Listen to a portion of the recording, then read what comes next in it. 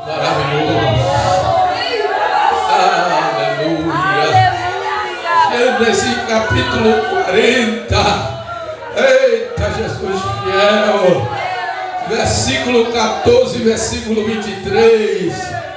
Porém, lembra-te de mim. Gênesis capítulo 40, versículo 14 e 23. Porém, lembra-te de mim quando te for bem, e rogo-te, eu use comigo de compaixão, e que faça menção de mim a Faraó, e faz-me sair desta casa. Versículo 23. E o copeiro morre, porém não se lembrou de José, antes se esqueceu dele. Glória a Deus. Louvado seja o nome do Senhor. Oh, glória. Aleluia. Eita, Jesus maravilhoso. Deus fiel. Eu creio. E a maioria dos irmãos conhece a história desse jovem por nome de José. José, como os irmãos sabem, era um dos filhos de Jacó ou Raquel. Raquel, filha de Labão, era estéril, mas Deus abriu a madre de Raquel e ela deu a luz a José. Raquel morreu em parto, mas quando ela teve, se não me falha a memória, Benjamim. Mas José permaneceu vivo. E a Bíblia vai dizer que José era muito querido de Jacó, o seu pai. José era amado de Jacó. Jacó amava muito José, porque a Bíblia diz que era o filho da velhice. Com certeza era um filho que estava sempre ao lado do pai e assistia o pai. O filho obediente estava sempre disposto a fazer aquilo qual o pai lhe ordenava que fizesse. O filho o qual amava o pai de tal forma. E como é bom, irmãos, deixa eu deter um pouquinho aqui. Como é bom quando o filho, ele acata, ele obedece o seu pai. Esse filho, ele será bem-aventurado. Ele terá os seus dias de vida acrescentados. Esse filho, ele prosperará em tudo. Esse filho, ele não vai só agradar o pai, ele vai agradar a Deus. Porque é bíblico, quando o filho obedece pai e mãe, ele é agraciado por Deus. As bênçãos de Deus é derramada sobre a sua vida. Deus dá direção para ele em tudo. E José era um filho da velhice. Era um filho que não desprezou o pai. Porque a maioria de muitos filhos, quando o pai está velho, a mãe está velha, o que é que eles fazem? Eles lançam o pai ou a mãe no asilo. Esquece deles. Esquece do que o pai fez. Esquece do que a mãe fez. Esquece que a mãe, durante 9 meses de gestação, carregou dentro do seu útero, sentindo, diversos tipos de contrações, sofrendo demais durante 9 meses. E não para por aí. Tem o processo do nascimento da criança, e só a mãe sabe como é sofredor trazer aquela criança ao mundo. Mas não para por aí. Quando aquela criança nasce, não para.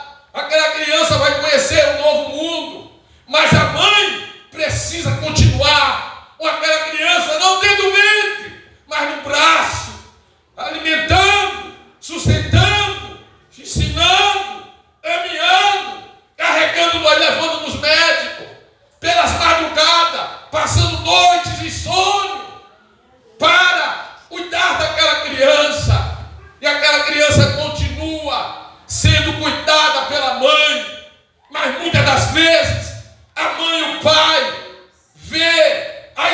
gratidão de um filho na sua vida. Mas, irmãos, eu quero aqui dizer para os filhos que estão aqui: nunca despreze o seu pai, nunca despreze a sua mãe, nunca despreze o conselho do seu pai, da sua mãe. Eu tenho um pai, meu pai está com 83 anos, eu estou com 54, mas quando eu chego na casa do meu pai, a primeira coisa que eu faço é dar benção meu pai. Quando eu estou lá, que eu acordo, benção meu pai. Quando eu ligo para ele, a primeira coisa: Pai do Senhor, meu pai, benção pai.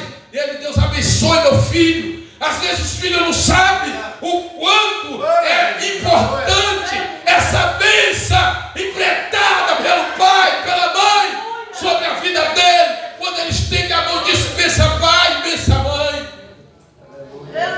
Ele está sendo abençoado por Deus. Portanto, não despreze o teu pai e a tua mãe. Eu não projetei, não elaborei nada disso aqui que eu estou falando, mas Deus está trazendo, é do coração de Deus para o nosso coração aqui esta noite.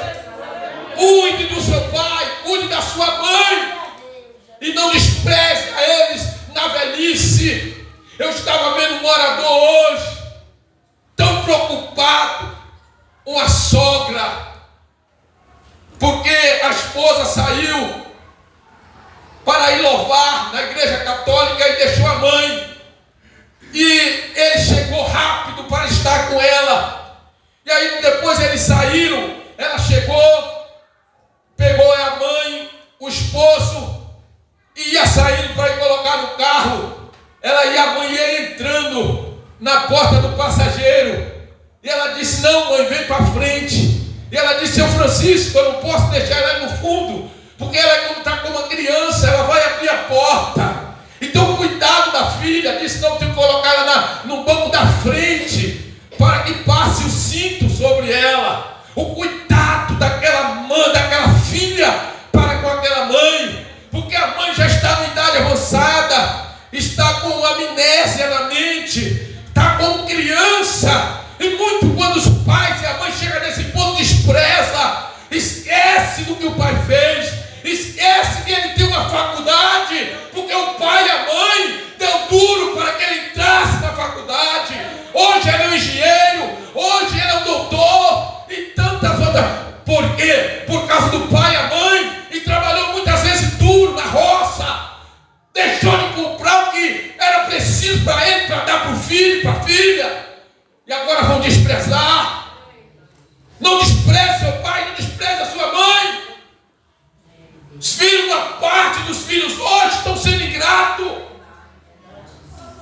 Tem tudo de mão beijada, irmão, e ainda reclama, murmura contra o pai, contra a mãe. Ele dá comida, que lhe dá pão, lhe dá roupa, lhe dá moradia. Muitos dos nossos pais não tiveram nada que nós temos hoje.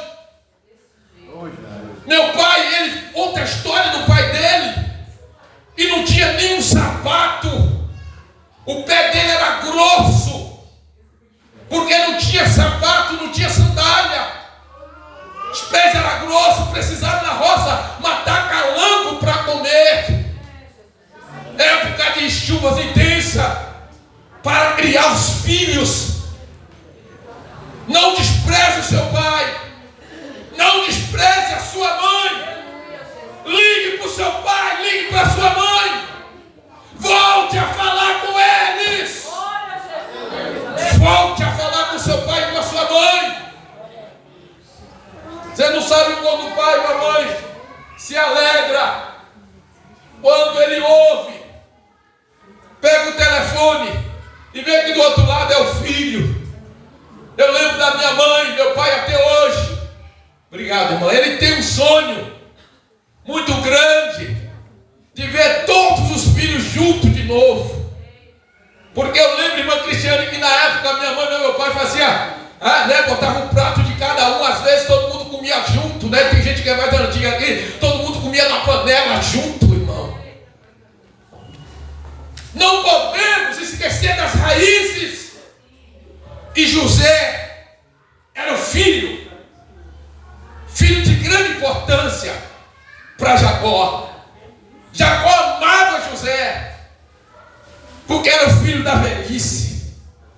Como é bom você chegar em casa e seu pai se alegrar, chorar. Meu pai, com a glória de Deus, quando a gente sai de lá, né, Cristiano? Derrama aquela lágrima, chorando que chega a saçula. Oh Deus, e corta o nosso coração. A gente tem que partir, tem que vir para aqui e deixar o velho lá. E aí você tem que ir lá dar um abraço. Se Jesus segura o coração do meu pai, segura ele até o ano que eu venho, para que eu possa voltar de novo e revê-lo. Não é isso, meu Deus? Ei, calamai! E José era tão amado de Jacó, que a Bíblia vai dizer que Jacó, irmã Luísa, fez uma túnica especial para José, de várias cores.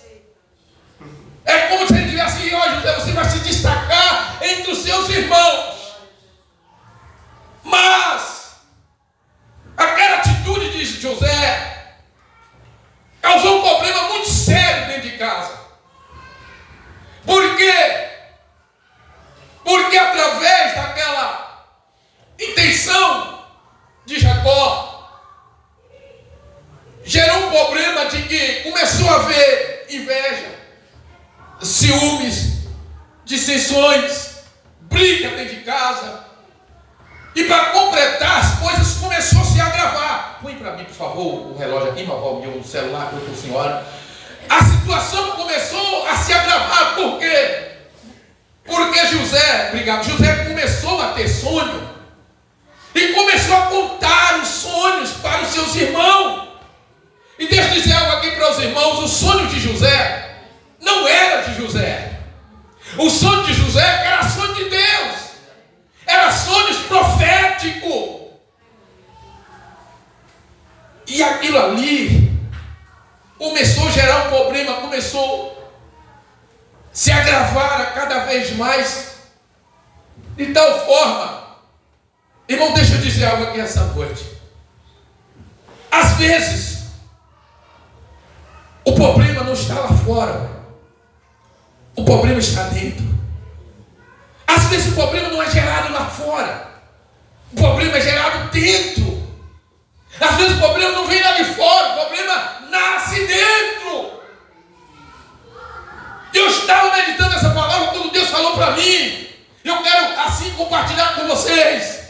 Deus disse para mim: não lance problema debaixo do tapete. Problema é para trazer para a mesa e resolver. E nunca deixe o problema se agravar.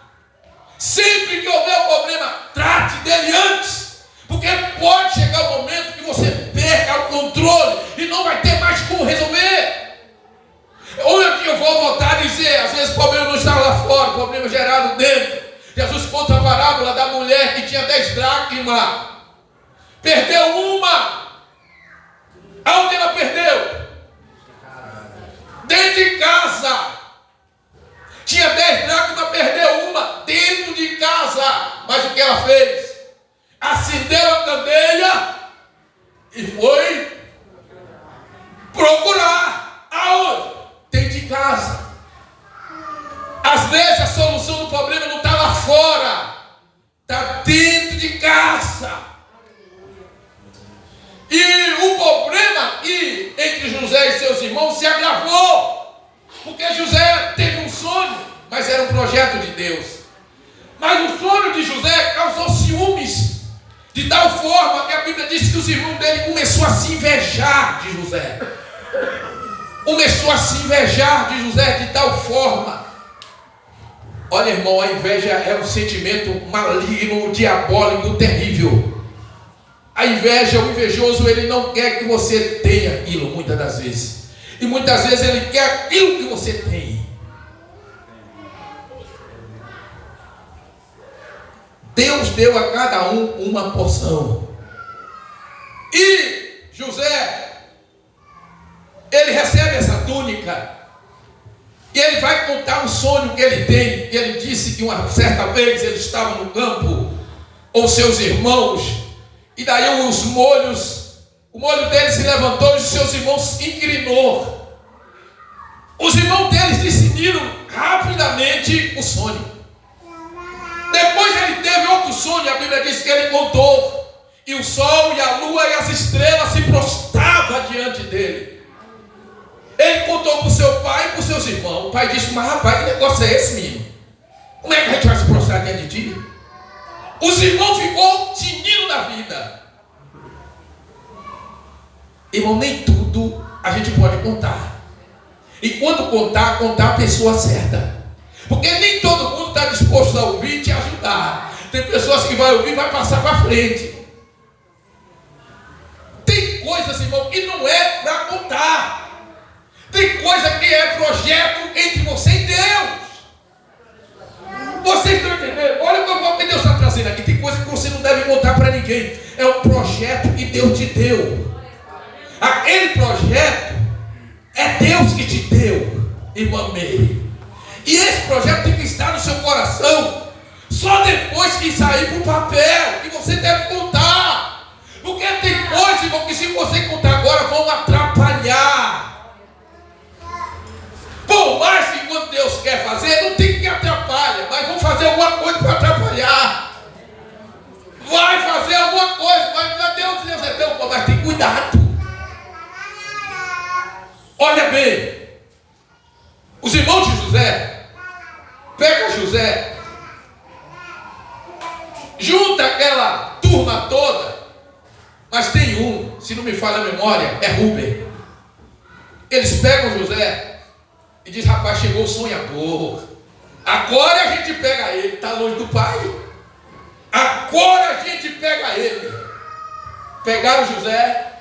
A Bíblia diz que eles pegaram o sangue. A primeira coisa que eles fizeram foi tirar a túnica de José.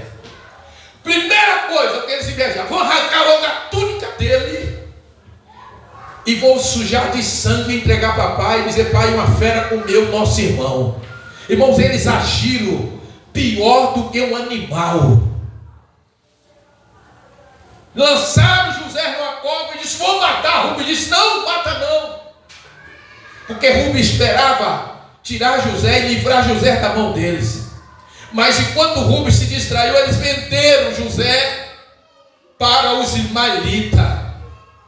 Os ismaelitas conduziram José para o Egito. Chegou no Egito, vendeu o menino de 17 anos. Se não me falha a memória, ele tinha 17 anos.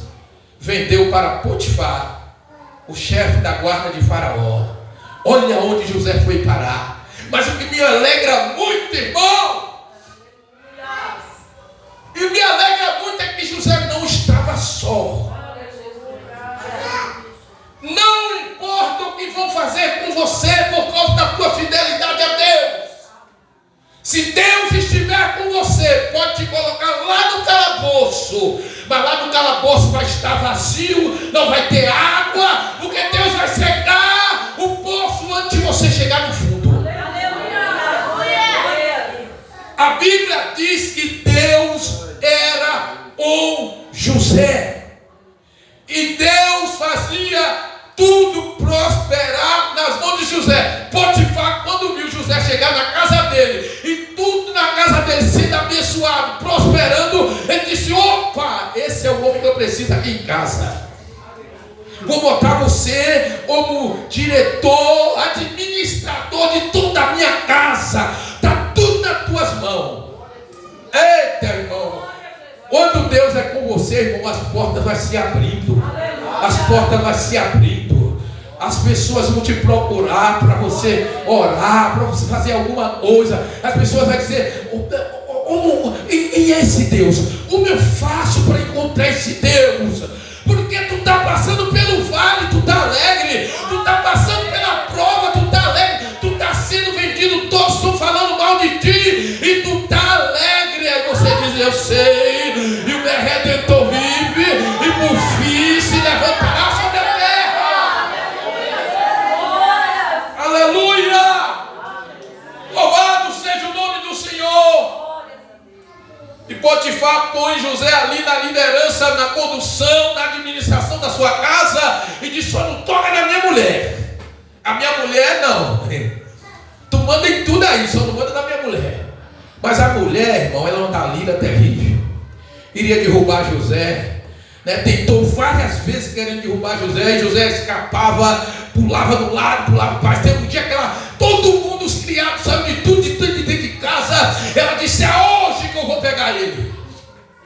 Mas José, irmãos, independente dele estar em outro lugar, em outro país, era um homem que temia a Deus, era fiel a Deus, ainda que todos não estavam vendo ele, só ele e a mulher de Potifar. Ele disse: não, o meu Senhor me deu ordem para mim dirigir tudo isso aqui, mas você não quer nem meia. Ela pegou José escapou e ficou a capa. O trunfo que ela queria para acusar José. E a Bíblia vai dizer que ela chamou todos os criados e disse: olha, ele queria me pegar. Potifar chegou e falou a mesma coisa. Potifar falou: manda para o cárcere.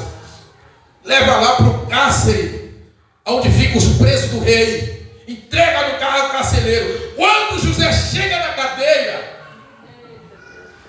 Deus era com ele. Lá na cadeia. A Bíblia diz que José começou a prosperar. O carcereiro, irmão Érica, disse: vem cá, rapaz, tu vai administrar tudo aqui dentro da cadeia. Eita glória! Quando Deus é com crente, irmão, ele pode ter certeza, ainda que eu andasse pelo vale da sombra da morte.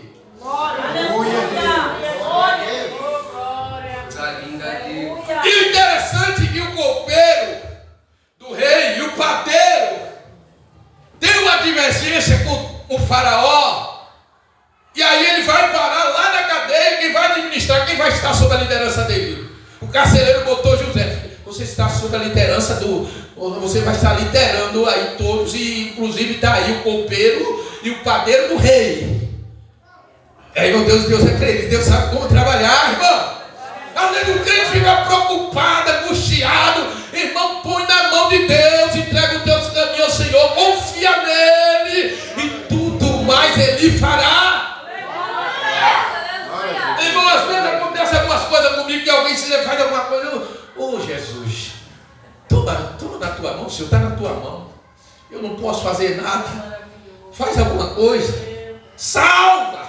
Me dá oportunidade para me pregar.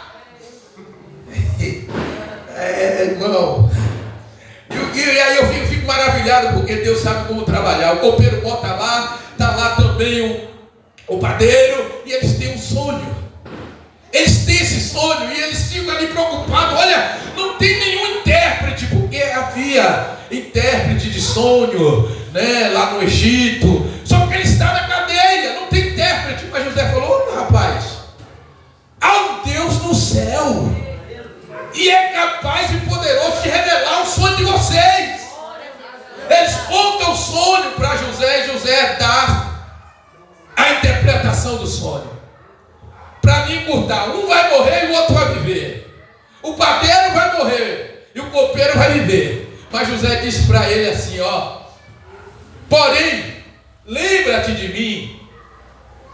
Aliás, vamos lá. Então disse José: esta é a sua interpretação. Os 3 sarmentos são 3 dias. Dentro ainda de 3 dias, Faraó levantará a sua cabeça e te restaurará o teu estado. E darás o copo de Faraó na sua mão, conforme o costume antigo, quando era seu copeiro. Porém, lembra-te de mim, quando te for bem. Rogo-te que use comigo de compaixão, e que faça menção de mim a Faraó. Fazei-me sair desta casa.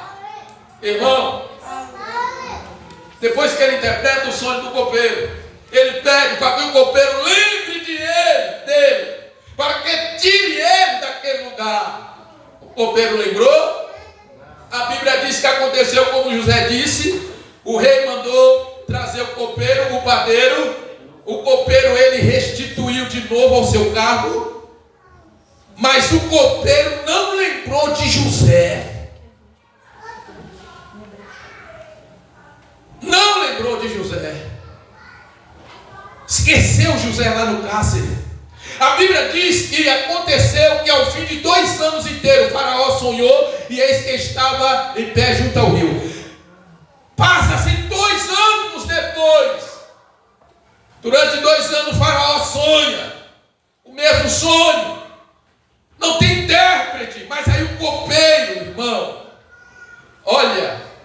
como Deus trabalha.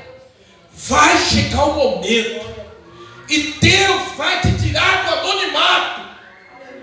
Vai chegar o momento e Deus não vai fazer lembrar de você. Vai chegar o momento que Deus vai tirar o sono do rei para que ele leia as crônicas.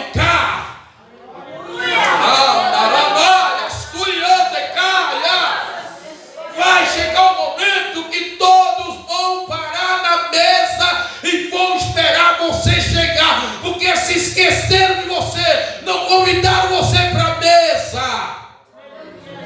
Deus não vai permitir que sente na mesa enquanto mandar lhe chamar. Foi assim com Davi. Todos na casa de Jessé na mesa. Jessé chamou todos os seus filhos. Esqueceu de Davi lá no campo. Deus falou para Samuel: não é nenhum desses que eu vou ungir sobre o rei de Israel. Mas o que eu vou ungir está no campo. Ninguém senta na mesa enquanto ele não chegar. Podem todos esquecer de você, mas Deus não vai esquecer, porque a Bíblia diz: pode uma mãe esquecer-se tanto do filho que cria, que não se compadece dele, do filho do seu ventre, mas ainda que ele se esquecesse, diz o Senhor, eu todavia não me esquecerei de ti. A Bíblia diz que Deus lembrou de Abraão e tirou Ló de Sodoma. Deus lembrou de Ana e abriu a madre de Ana, e a mulher que era estéril deu luz a filho. Davi lembrou de Mefibosete e disse para Ziba: tem alguém de Saul que eu possa abençoar? Ziba disse: tem que está lá em Lodebar, terra do esquecimento. Davi disse: traz, porque vai sentar na mesa comigo, vai comer do meu alimento, vai beber do meu fio. Vai chegar o momento que Deus vai mandar te chamar. Deus não se esqueceu de você. Aleluia. A Bíblia diz que Deus não é homem para que minta, e nem filho de homem para que se arrependa. Porventura diria eu e não faria, eu falaria e não se cumpriria. Há um tempo certo da exaltação por parte de Deus. Por isso a palavra aqui essa noite é: Deus não se esqueceu de você. Quando todos se esquecem, Deus se lembra de você. Amém? Essa é a palavra dessa noite. Deus não se esqueceu de você. E Deus abençoe a igreja. Essa é a